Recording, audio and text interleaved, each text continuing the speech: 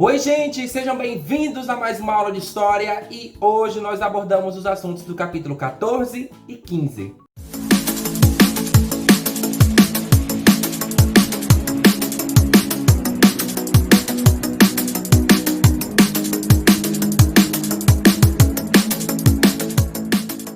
E nesse primeiro momento a gente destaca aqui os estudos do capítulo 14, onde a gente já começou a conhecer aí algumas formas de produzir. Na verdade, nós sabemos que historicamente o homem sempre teve essa capacidade de produzir coisas. Desde quando ele começa a manipular os objetos, a despertar a sua curiosidade, ele está pensando em formas de poder produzir tecnologias, digamos assim, que pudessem melhorar e facilitar a sua vida. Como é que as coisas eram fabricadas no passado? Será que as máquinas sempre existiram? Será que os modos de fazer sofreram alguma diferença ao longo dos anos? Como será que os seres humanos inventavam e criavam as coisas?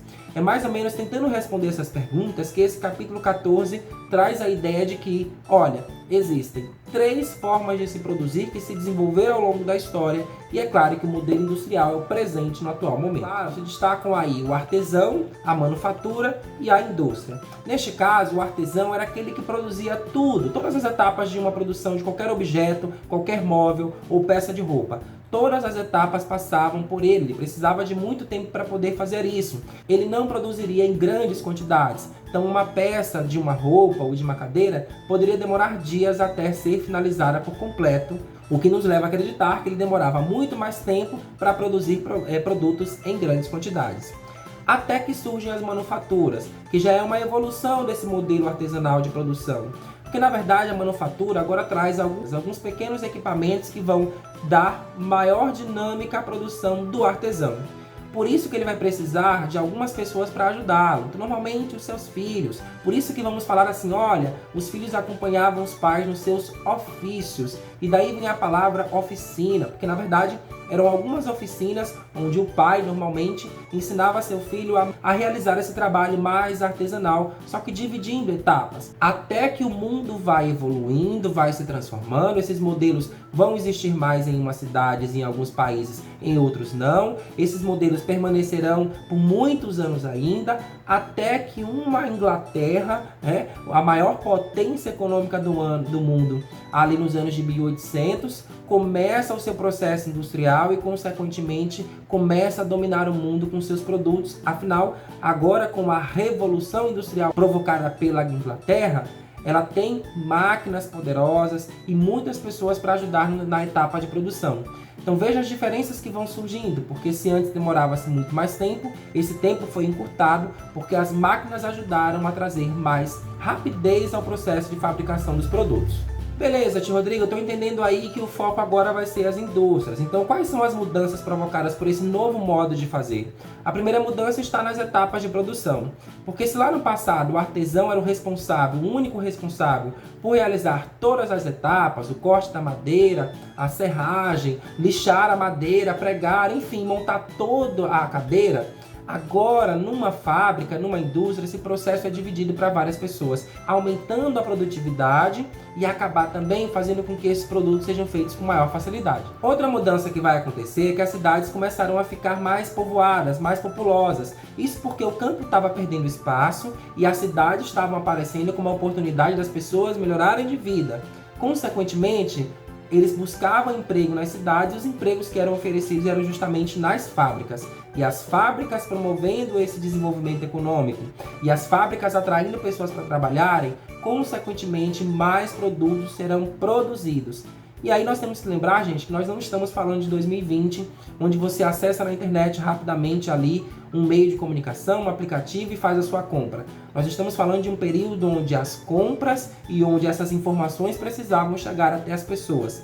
É aí que vai surgir um instrumento que vai facilitar a promoção dessas quantidades de mercadorias extremas para serem espalhadas por todo mundo, que é uma coisa chamada propaganda. Isso porque as tecnologias vão ajudar na diversificação dos produtos, os materiais vão começar a serem outros, a exploração de recursos naturais também vai aumentar, chegarão novos materiais, novas técnicas, novos equipamentos, evoluindo o processo de fabricação, o que vai torná-lo ainda mais produtivo, muito mais mercadorias para serem vendidas. Mas como é que a gente coloca isso para ser vendido? Através das propagandas. Muitas propagandas na época mostravam os produtos através de cartazes que iam também em jornais impressos, que era o principal meio de comunicação utilizado até então, e as pessoas ali se sentiam necessidade de comprar aquele produto porque era uma novidade também.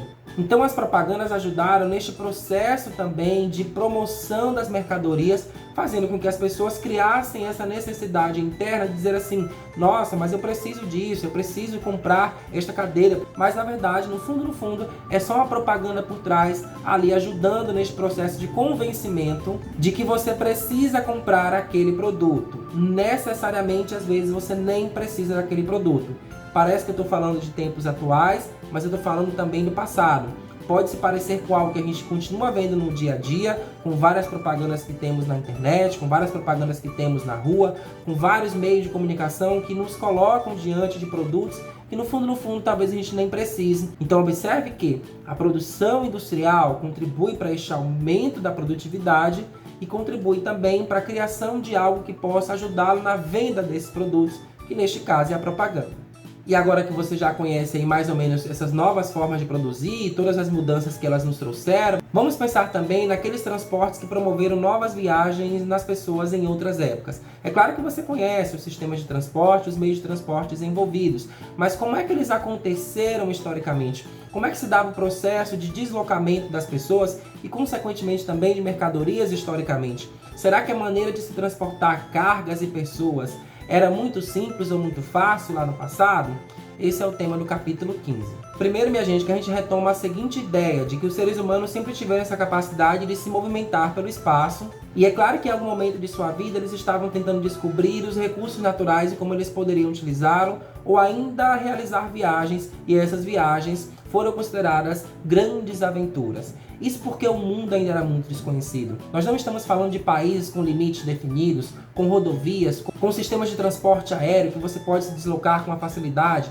Não, nós estamos falando de um mundo que estava ainda evoluindo, de um mundo que se modernizava, em que as cidades ainda estavam se desenvolvendo e que as distâncias eram muito maiores. Então, no começo da história, esse homem inicialmente usou mesmo seus movimentos a pé. Essas distâncias começaram a ser realizadas a pé, então você precisava fazer longas viagens, só que a pé. Até que ele domestica os animais, aí o cavalo vai ser um desses animais, logo depois o boi também, para que ele pudesse ajudar neste processo de deslocamento. Até que ele percebe que durante o caminho haviam rios e lagos. E aí, o que eu faço? Eu volto? O cavalo não vai conseguir atravessar? É aí que eles pensam em criar canoas e pequenas embarcações para atravessar e continuar essas distâncias. É por isso que são verdadeiras viagens aventureiras, verdadeiras aventuras, porque justamente não se sabia o que encontrar pela frente. Você poderia estar seguindo o caminho e de repente chegar a um lugar que você nem espera o que vai acontecer. Hoje em dia, as estrelas, os sistemas estelares que nós temos não são mais os nossos GPS, já foram no passado. Os homens utilizavam as estrelas para guiar-se nesses espaços, mas atualmente nós temos outros sistemas de localização. Nesse caso, o GPS ajuda muito, mas pense numa época em que isso não existia e que você teria que ir com toda a coragem e bravura, desbravar esses lugares e desenvolver então estratégias para que pudesse alcançá-los. Até que a evolução começa a acontecer e surgem as charretes, os carros de bois, que vão começar a realizar também os transportes de pessoas e de cargas, facilitando aí o encurtamento dessas distâncias quando a gente compara com aquelas distâncias que eles realizavam a pé. E mais do que isso, perigos à vista o tempo inteiro. Não conhecemos a vegetação, não conhecemos os animais que ali estão, não conhecemos se podemos encontrar pessoas pelo meio do caminho que possam nos oferecer algum tipo de perigo. E muita gente ia e nem sempre voltava. E se eu já disse que os seres humanos têm uma característica natural de se movimentar, eles também têm uma característica natural e proposital de melhorar as tecnologias ao longo da história. Isso porque ao perceber que as distâncias estavam aumentando, estavam ficando cada vez maiores e as viagens eram muito perigosas, eles começaram a pensar em estratégias e equipamentos tecnológicos e até mesmo meios de transportes que pudessem diminuir ainda mais essas distâncias, que pudessem oferecer, é claro, segurança nesses trajetos. A partir do momento que a cidade se desenvolve, esses centros urbanos começam a ficar mais envolventes, justamente porque as indústrias também estão aí ajudando nesse processo de crescimento das cidades, aí é que vai surgir a necessidade de ter meios de transporte públicos ou meios de transporte que possam interligar esses lugares. Até porque o número de habitantes também está aumentando. E aí, minha gente, não tem jeito. É aí que o homem começa a desenvolver e a despertar em si o desejo de criar meios de transportes que facilitem esse deslocamento até mesmo dentro de uma cidade.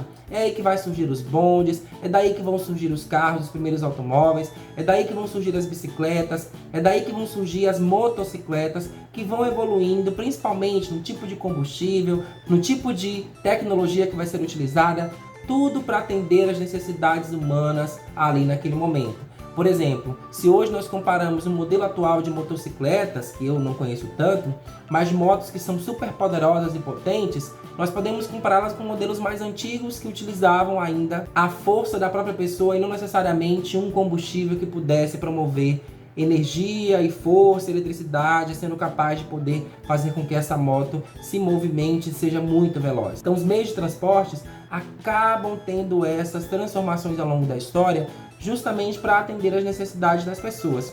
E hoje nós podemos utilizar aí os vários sistemas de transportes, o aéreo, o aquático, o terrestre, para realizar qualquer viagem de modos até um pouco mais seguros do que no passado. É isso, gente. Eu espero que você tenha gostado dessa aula e a gente continua conversando sobre esse assunto na nossa próxima aula, tá certo?